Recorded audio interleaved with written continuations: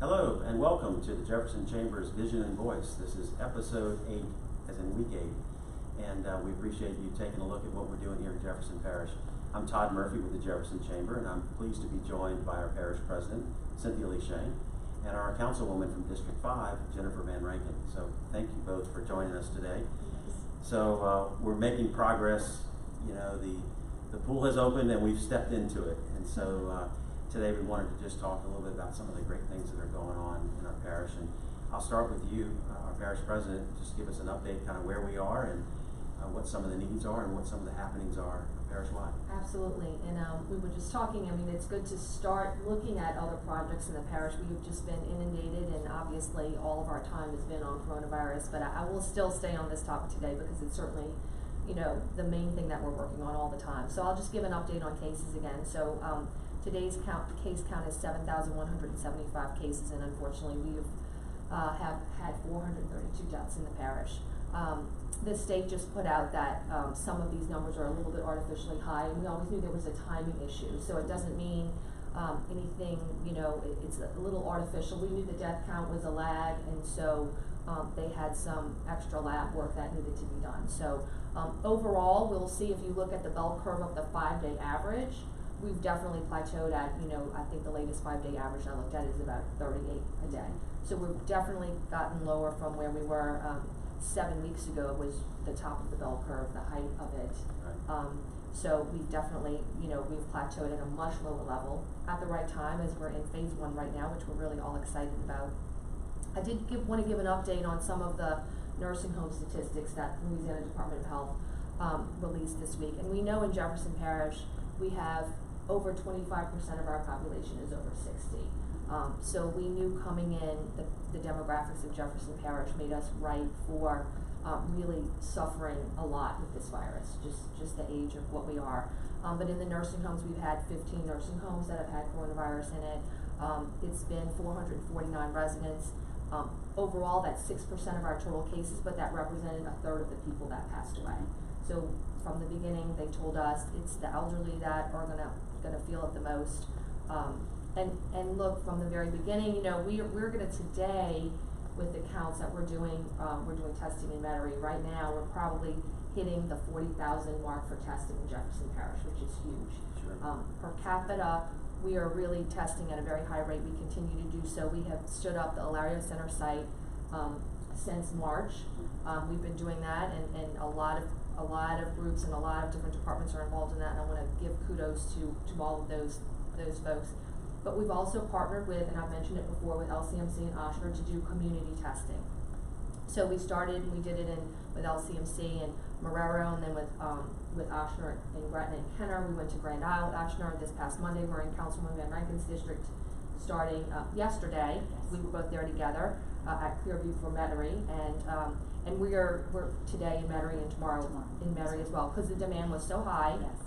That Ochsner agreed to do it a third day, and we're scheduling now more community testing throughout the parish. And we always knew when we were going to go to phase 1 how critical it was, and we appreciate our partnerships with our medical community to really stay in touch of where is this virus spreading, where is it growing, how do we get on top of it, how do we, you know, use community leaders in that neighborhood to help us spread the word. And so we certainly appreciate those partnerships. We have had a blood drive. We have partnered with the Blood Center, Jefferson Parish government, and that started today. I gave blood this morning. The councilwoman's giving blood at Pontiff. So that schedule's great. It's today was at Girard, tomorrow at Miley, Saturday at Pontiff. That's where you're going to be. I'll be there. Right? And then next week at Oakdale on the West Bank. So as elective surgeries start ramping up, it's very critical that we step up and give blood. The blood center, the whole region, they go from, you know, Baton Rouge to Mississippi, and they say they normally need 300 donors a day to keep up with demand. Now that it got lower during coronavirus because the elective surgeries were postponed, but as it ramps up, they need that blood now. Right. So we want to encourage everyone. They go by appointments. They would prefer appointments, but you can do a walk-up. So we would really encourage everyone to, you know, so many people were at a stay-at-home order, so many people felt helpless as to how they can give back. And this is a great way to do it, is giving blood. And it's a very safe process. They're wearing gloves. We have socially distanced the chairs. I felt very safe giving blood today, so, we wanna encourage everyone. And I know the Councilwoman and you have some updates, I don't wanna go too long, Yeah, but, you know, this is week 8, and I just wanna personally thank the Chamber of Commerce for being with us. I mean, through a really tough 8 weeks, inviting myself, all the council members to give an update. I think it's, what we have seen through this whole coronavirus is the importance of timely information just getting out. And I just wanna personally thank you for doing this series and helping us spread the word on a weekly basis to our business community. And kudos to everyone. We were just talking, I think people's hearts are really in the right place. I think everybody's being careful. I think there is a way we can do it. I wanna applaud the businesses. I think the market's gonna respond to the businesses that try to keep us safe. And I wanna just, you know, encourage that, because I hear from my girlfriends, which is on the mommy text, which stores they're comfortable going into. So trust me, there are a lot of text threads out there on where to go shopping and feel safe, and you can do it, and I wanna applaud our business community for doing that, because that's how we have to live, you know, for the next bit. So, Absolutely. it can be done, and I think we're doing it in Jefferson Parish. Right. Yeah. Well, look, we thought this was important, and you know, we're getting literally hundreds of views each week when we do this, and it's important to get the information out. And I know that, you know, a lot of people have been frustrated, but the reality is, you just said there were 432 deaths in Jefferson Parish. If my math is right, my East Jefferson High School math, that's 7 times the number of car accident deaths that we had last year in a whole year. So it's very, very unfortunate. It's a very serious issue, but at the same time, we've turned the corner, and you know, and so now it's time to really balance that public health with a healthy economy, and hopefully that's coming soon. Yes. So just a couple things that I wanted to touch on. One, we talked about this last week. People need to be counted, and so the census is going on right now. Yeah. I think our numbers are inching up a little bit, maybe over 60% of the parish, just but about 60%. this is so vital, so important that everyone takes a minute. It literally takes about 5 minutes to go online. You can do it by phone or by mail. Is it census.gov? I think it's the 2020 census census. 2020. Census 2020? 2020 census.gov. 2020 census.gov, sorry. So it's really easy to do, but we all need to be counted. It's extremely important for funding and for legislative seats and council seats and everything. So very important that we all do that. From a business standpoint, we are hopeful that another round of funding is coming for small businesses out of Congress, hopefully very soon. I know the draft of the legislation has been put together now. On the state level, the state is actually looking at the $1.8 billion that's going to come into the state of Louisiana. That most of that will go to local municipalities, parish governments, because of COVID-19. But there is actually legislation right now to set aside $200 million of that for small business grants, and 25% of that $200 million would be solely dedicated for minority-owned businesses. So that's another way of relief that we can get out to businesses to prop up the economy. And so those are some of the things in the works. There's a lot of great information on our website, particularly about the payroll protection plan and how it becomes a forgivable loan. And we expect that there's going to be some lax restrictions on that. In fact, I think the Treasury has already made one of those where they're changing that requirement that 75% has to be spent on payroll. Mm-hmm. And they're also, through Congress, the Treasury can't do this, Congress has to do it, but they're going to expand that time frame. Because what's happened is people have drawn down that money with an 8-week window, and yet because of whatever category they're in, they can't open, or they can only open with 25% capacity. So they can't hire the employees to spend the money. So the timelines just didn't match between state and federal government. So all of those things we're working on. We're also working in the legislature. We've got one eye over there on some of the tort reform bills and the bills to help business owners be protected from unnecessary liability because they're trying to do the right thing and somebody gets COVID and blames it on the business owner. So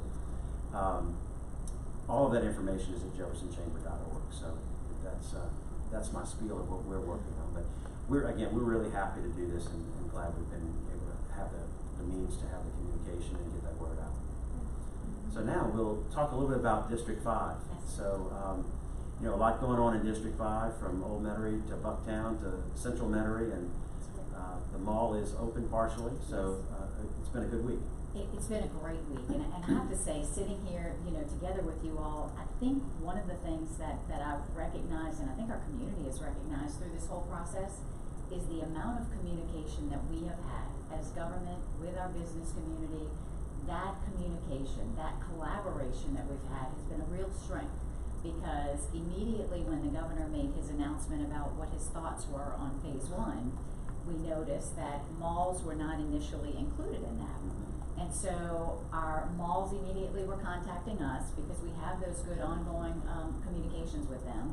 We could then work together to reach out to the governor's office to say, and again, this was one of those plans that was a group effort, the Back to Business plan. Right, sure. So I could say, could you please look at, it was page 16 at the time, and it went through and using data from Johns Hopkins. So we're always looking at the health and the medical aspects of this challenge.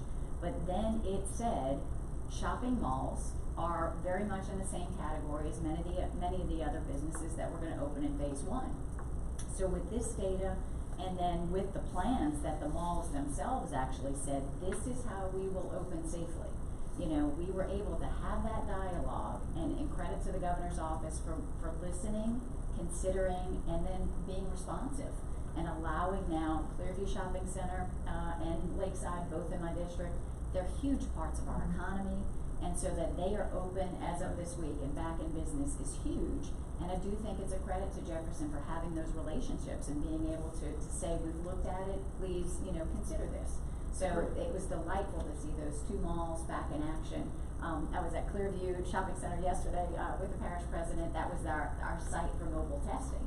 And so again, seeing these spaces come back to life, but also being very mindful that we're still in the midst of this COVID challenge. People are getting tested, they're wearing their masks.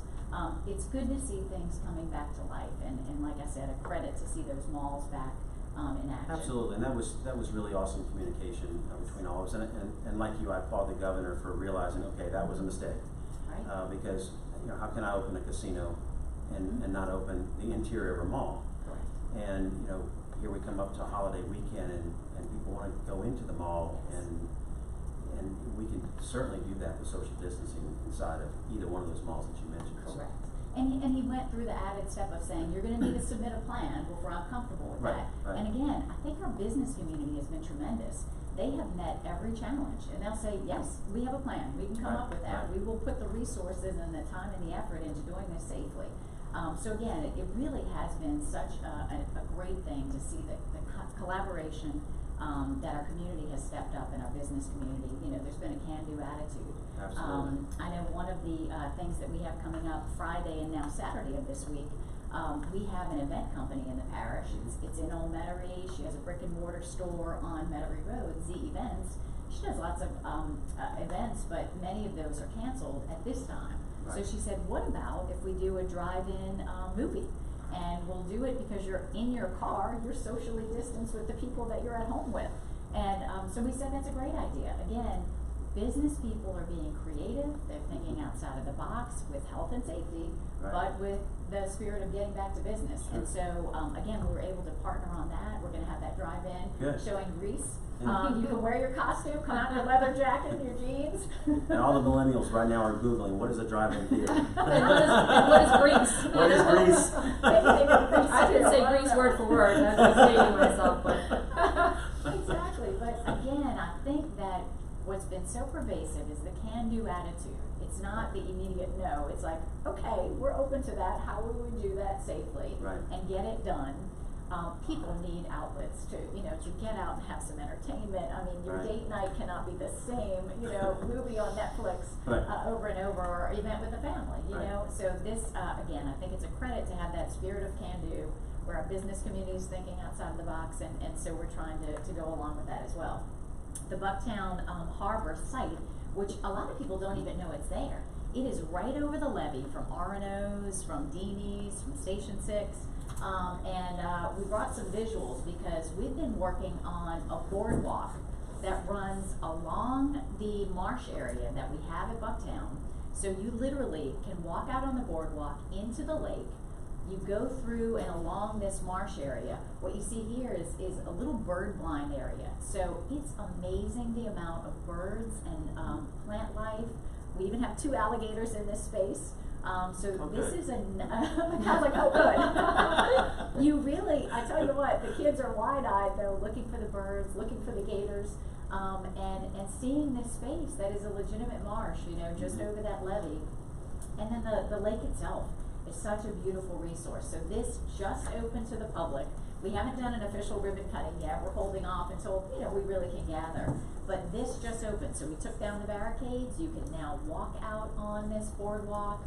There's some areas to sit and enjoy, you know, the sunset and learn about the environment. So one of the silver linings, and I think we've all seen this, we've talked about, we've all been on our bikes lately, or we've been outdoors. Our public spaces, our parks, my new workout routine, because there's no gym to go to, or there hasn't been, is walking at Pontiff. So spaces like this, I think our community has a new appreciation for our recreational spaces, getting outdoors, being able to be socially distant. So I think this is one of those silver linings.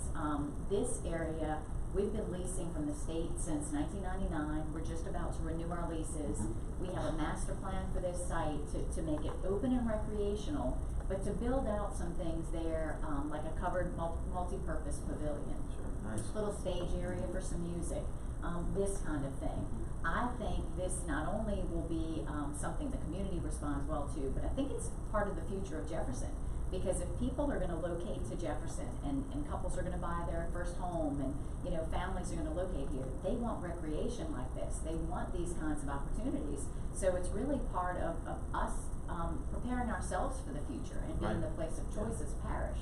So really exciting. I hope everybody gets a chance to go stroll the boardwalk. And we did the groundbreaking in the fall, right? Because I remember it was cold. We did. It was very cold, right? Yeah. So this is one of those places that has a little natural air conditioning, which is rare, you know, because you're along the lake. It's always it has a little breeze. So that's right. We broke ground in the winter. The boardwalk was in construction until this past week, and so this is one of the first elements to come out of the ground, and we're excited about that. So it's a good place to enjoy. Great new amenity for quality of life. Absolutely. I guess the last thing I would want to hit on with District 5, because certainly as COVID is still present, you know, very much in our minds, one of the things we're going to be working on over the coming months as we approach August and the elections that we have in August, East Jefferson General Hospital has certainly been an important part of this fight and providing health for our community. And LCMC is proposing to buy East Jefferson and take it into the future as a community hospital, making sure that it's still there to serve us all. EJ has outstanding care, and they continue to win awards for the care they provide. But you can't stand alone. The money, you know, when you're buying a computer system for online records, and you only have one facility, you know, to absorb that cost, it doesn't make sense. If it's part of that larger LCMC system, then the numbers make sense. And so in August, our voters on the East Bank of Jefferson are going to have the opportunity to say, yes, we want EJ to be around and LCMC to have it as part of its network.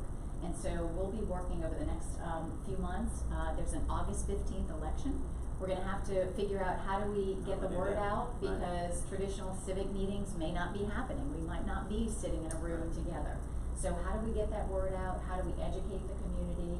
And how do we make sure to mobilize people on an issue that's as important as this? Because if there's one thing I didn't fully appreciate that I certainly do now, it's that every doctor, every hospital bed, every ventilator, they are all critical. And so now more than ever, I think we know that it's important to keep EJ serving our community. Absolutely. And this sale comes with multi-million dollars worth of improvements, correct? Yes, correct. Yeah. Yes, we really get to check all of the boxes, and that's a rare occasion. It gets to be the community hospital we know and love. We get to take care of our obligations, things like, you know, our employees and their retirement system and other obligations for improvements we've made and have bonds on. So it's a win-win, and we're excited about it. We just have to make sure people are educated and motivated. we'll help with that. Thank And you. we have other millages for that That's same right. election, so we have fire and garbage, so we're gonna have to Yeah, do some Zoom calls and do Yes. some new kind of civic meetings. right, Yes. get the To word help out. educate and tell That's right. people what's on the ballot. That's right. Absolutely, okay. August 15th will be here before we know it. I know. So, just wanna say, thank you again for being here. This is, our 8th episode of Vision and Voice, presented by Atmos Energy, one of our business partners that we're so proud to have, and does a lot for our community, so thank you to Atmos as well. Final thought, that I just wanna touch on, unless you guys have any final No. thoughts. But my final thought is, I've heard a lot this week about the mask.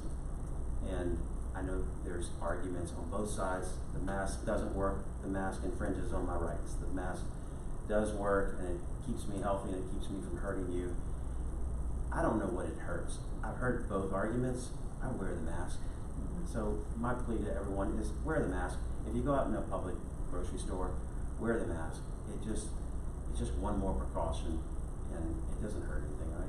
So, And have a Thank you, little Todd. fun with it. Yeah. I Yeah. bought one that's red, white, and blue, and one that has a big smile on it. I mean, we're about accessorizing. And I I made made it into a this mask one, as an so accessory. I've re-energized my Very sewing nice. skills, so. I don't have sewing skills, so No. hats off to you. Right. Well, thank y'all again, and thank everyone for watching this week's episode of Vision and Voice.